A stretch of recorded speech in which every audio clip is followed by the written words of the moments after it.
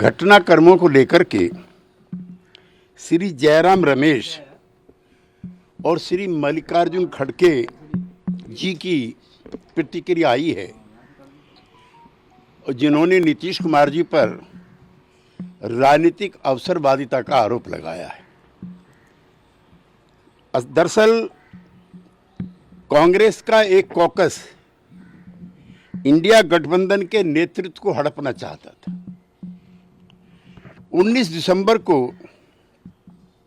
Ashoka hotel में जो बैठक हुई थी, उसमें एक साजिश के तहत इंडिया गठबंधन का नेतृत्व करने के लिए श्री खड़गे का नाम सुझाया गया था।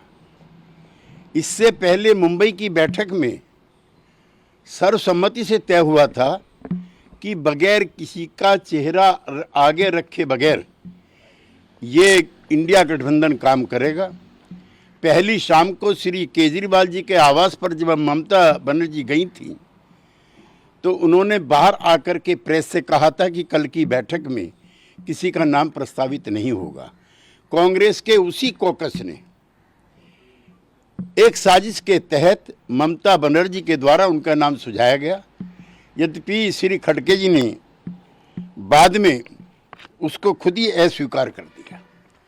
दरअसल जितनी भी गैर कांग्रेसी क्षेत्रीय दल हैं, चाहे वो लोक दल हो, चाहे सपा हो, चाहे बसपा हो, चाहे जेडीयू हो, चाहे आरजेडी हो, चाहे ममता बनर्जी की पार्टी हो, चाहे शरद पवार जी की पार्टी हो, ये सब दल कांग्रेस पार्टी से लड़ करके भारत की राजनीति में इन्होंने एक अपना स्थान बनाया है।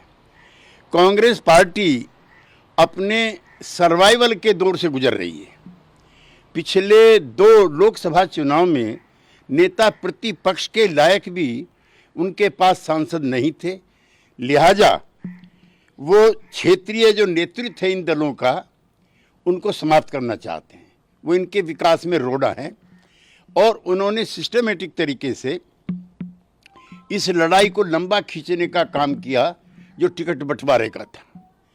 हम मुंबई से भी और उससे पहले भी कहते रहे हैं कि सीटों का बंटवारा जल्दी होना चाहिए।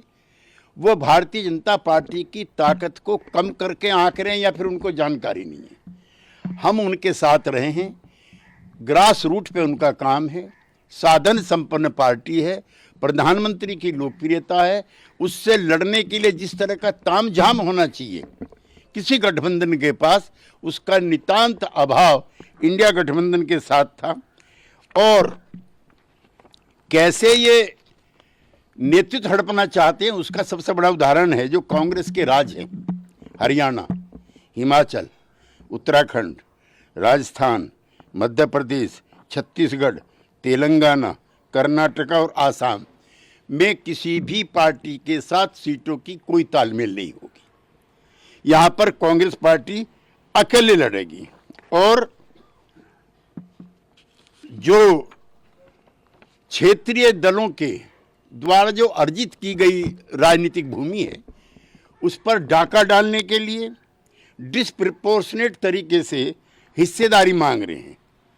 यूपी, बिहार, तमिलनाडु, पश्चिमी बंगाल, महाराष्ट्र, वहाँ उनकी यूपी 1 सीट, बिहार 1 सीट और पश्चिमी बंगाल 2 सीट, महाराष्ट्र 1 सीट, 2 या 3 सीट तमिलनाडु, और सब जगह इनकी डिस्प्रपोर्शनेट डिमांड है।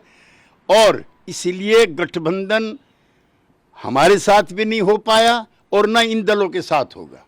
मैं श्री अखिलेश यादव जी के उस बयान से सहमति रखता हूं जिसमें उन्होंने कहा है कि वार्ता पहले से ही शुरू करके सीटों की तालमेल पर करनी चाहिए थी। हम संयुक्त लोकदल में रहे हैं, जनता दल में रहे हैं, सपा भी जिसमें हिस्से थी।